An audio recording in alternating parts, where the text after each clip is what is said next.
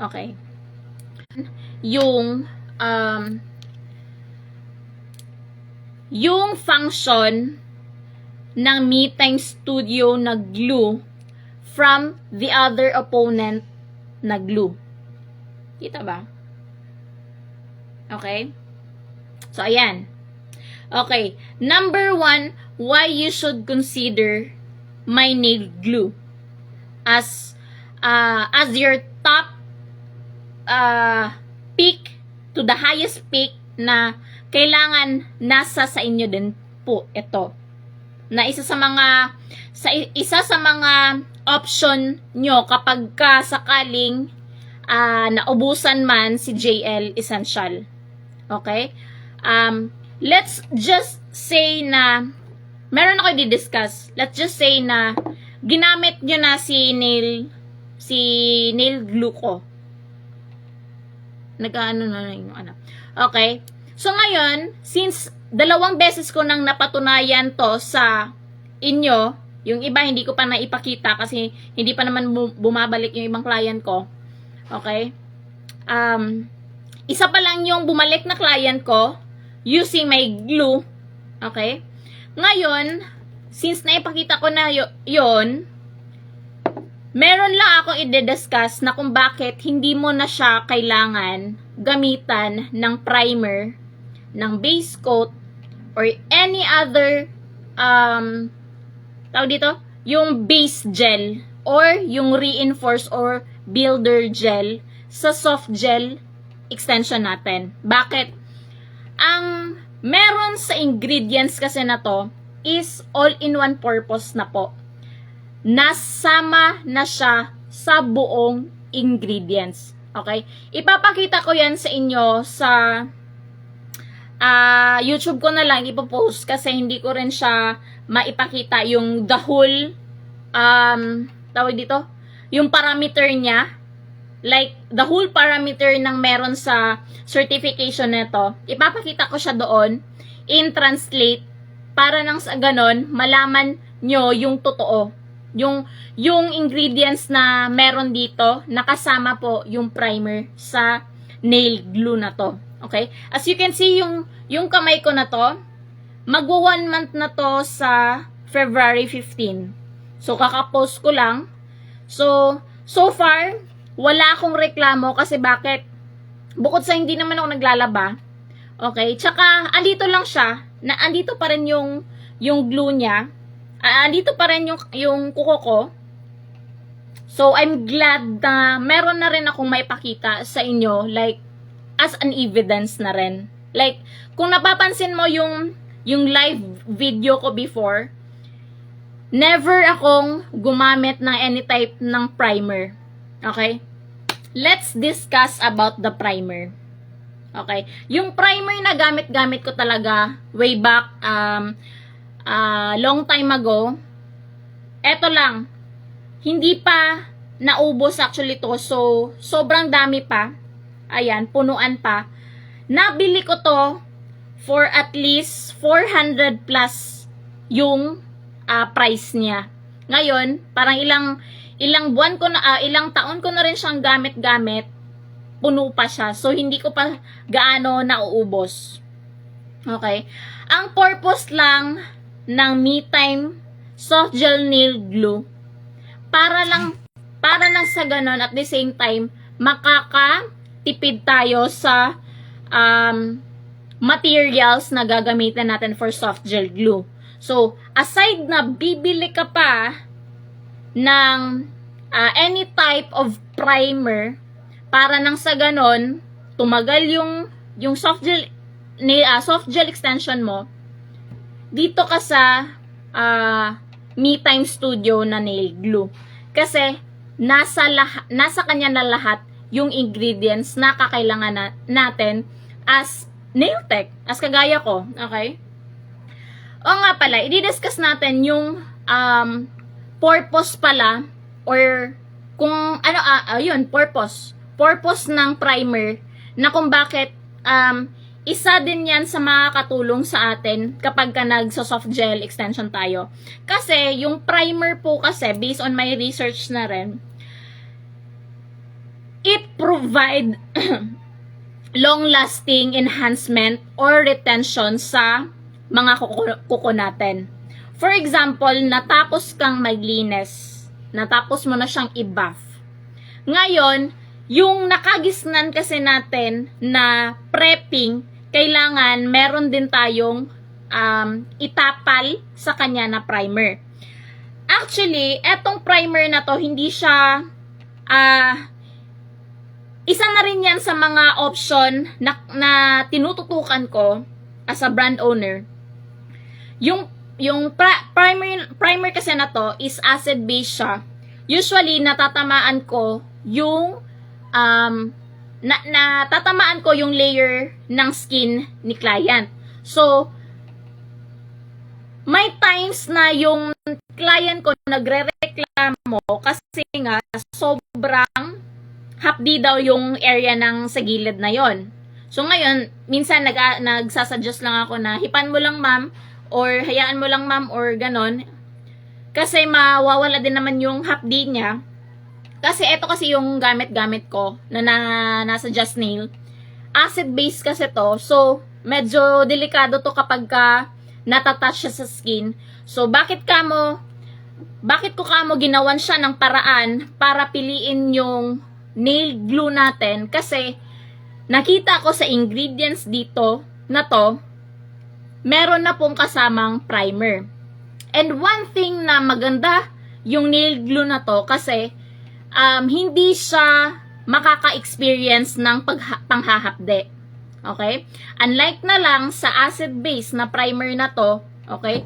Bukod sa nakakatulong siya to develop a good quality retention, okay? Since wala din naman akong na-experience na lifting sa gawa ko, basta maayos lang yung pagkakakabit mo, hindi rin po siya mapapasukan ng any type ng bacteria na sisimulan or pagsisimulan ng molds or something na fungus. Like, 'di ba nag-yellow green yung sa loob kasi nalalagyan siya ng water. Kasi nga nagli-lift po yung extension kapag hindi siya naayos ng kabit. Okay? In such ways naman, nakakatulong si Me Time Soft Gel Glue. Kasi bakit? Okay? Kapag magaling ka mag-apply sa kuko ni client nang hindi siya talaga magli-lift, alam mo kung paano siya itapal ng maayos. Okay? For example, eto. Gagawa ko ng scenario. Okay? Tatapal ka dyan ngayon sa layer ng soft gel glue. For example, gusto mo ng pahiran ng any type na base gel. Base gel. Ano bang base gel? Usually, yung base gel, nagko-consist siya para it softens the layer ng kuko. Kapag gusto mo ng pahiran ng kulay, yung gel polish. So, ngayon, etong si nail glue na to, it also add a layer para mag-soften yung kuko ng nail extension. So, ayun, nakakadagdag din siya para nang sa ganon, smooth yung pagkaka-apply mo sa gel polish na color. Okay? So, ngayon na itatapal mo na, hagod ka na ng hagod, make sure lang na hindi siya kumbaga parang na-cover niya yung entire nail bed mo. Para nang sa ganon, kapag tumubo man, 'di ba, hindi ka mawo-worry na may anything na magli-lift dun sa ginawa mong extension or gel polish. Okay? Kasi all-in-one purpose na nga ho siya. Meron na siyang nakalakip na base gel. Okay? And one thing pala, isa sa mga nakuhaan ko ng information dito, etong Me Time nail glue natin is stain free, or hindi siya basta nakakapitan ng anumang tawag dito color or ano bang tawag yung parang mag-i-stain siya, yung bang kapag ka nilapat mo na siya sa pinaka-nail extension, like basta hindi siya magkukulay, hindi siya nag-yellowish or something. Yun yung ibig kong sabihin. So, ayun, fine yung pagkaka-clear niya, maganda yung consistency, in short. Ngayon, kung ikukumpara din naman natin sa sizes, medyo may wait lang ha, ipapakita ko sa inyo. Kung ikukumpara natin sa opponent natin, meron siyang yung similarity ng haba nila ng tangkad nila.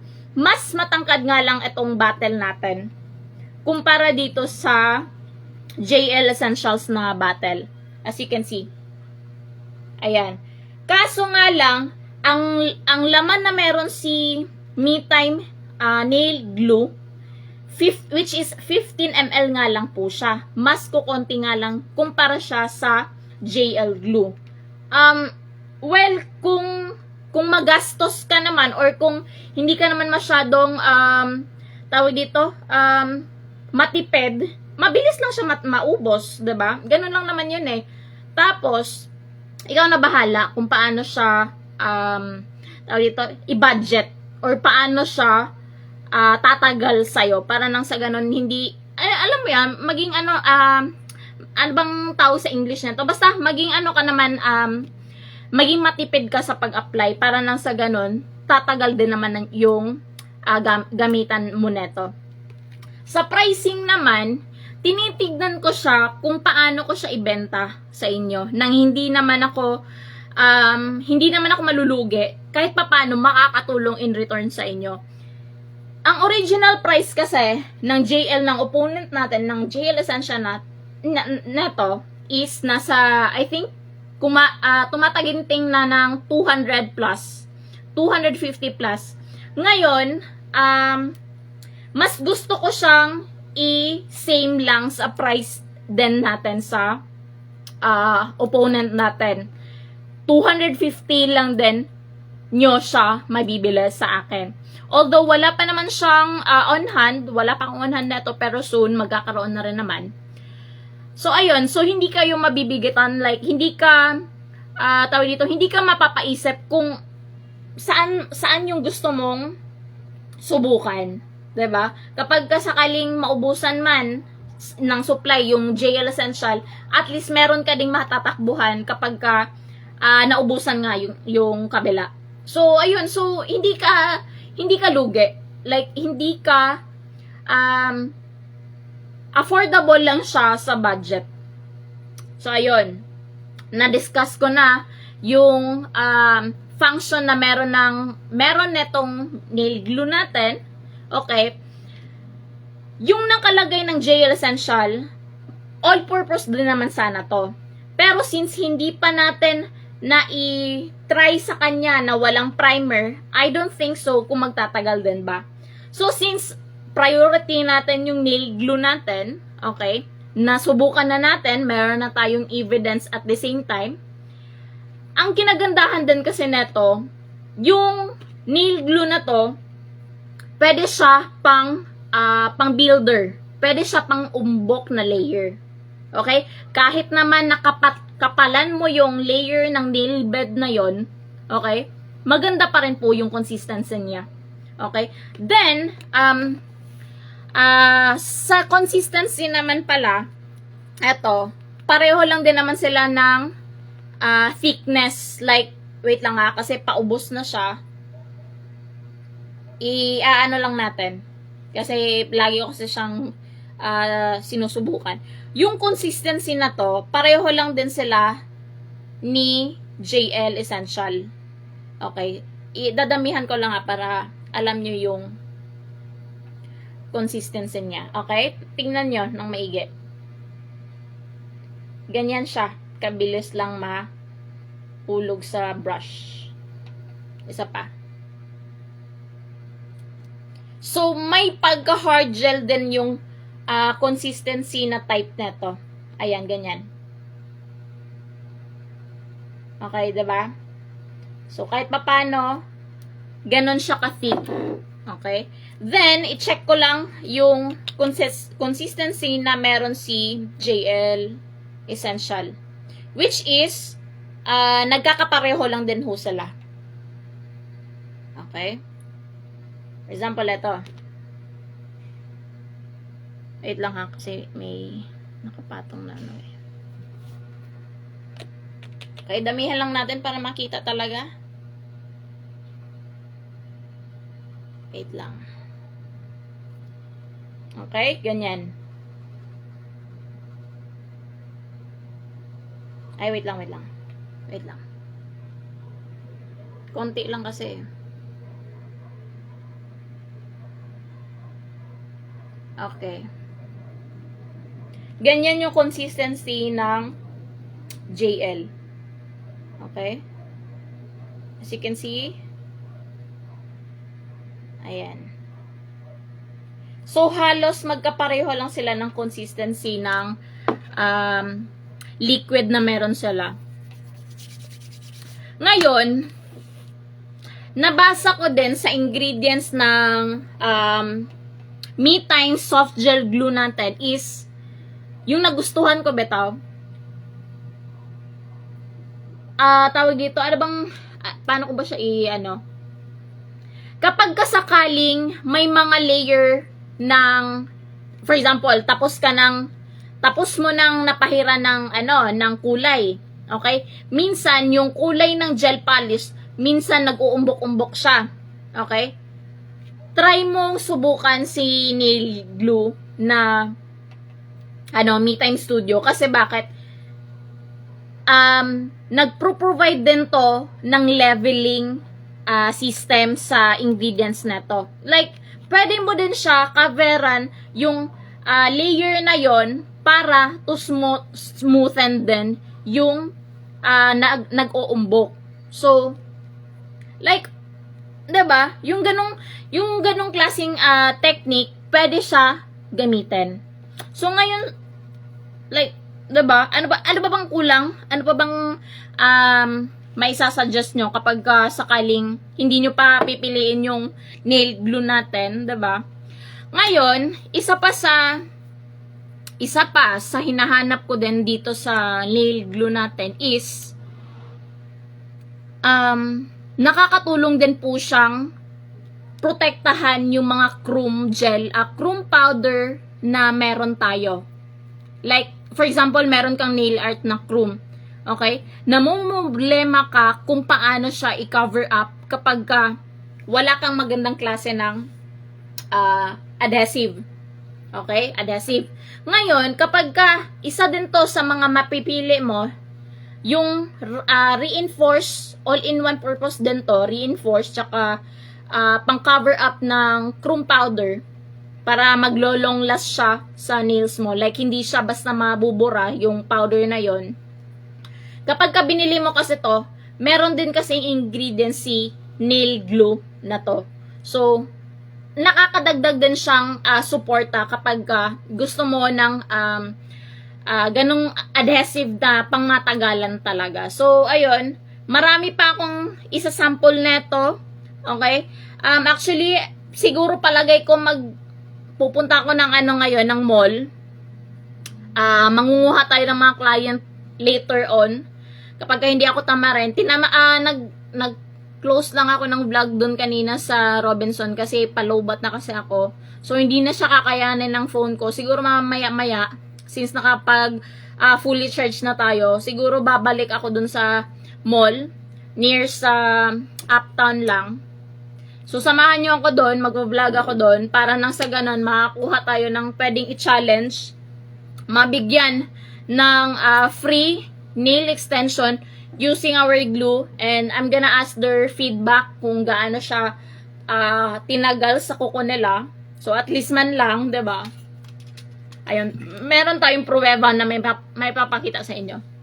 Ayun, suportahan nyo kasi soon on hand na rin naman ako neto, okay? Konting konting pasensya lang kasi ayun, medyo matagal yung delivery niya. Pero at least man lang, kapag sakaling magka-on hand na tayo, bili kayo. Ayun. Maraming salamat sa panonood. Then, please also, tawag dito, follow my all accounts para nang sa ganun updated kayo sa mga ipopost natin. Maraming salamat. Adios.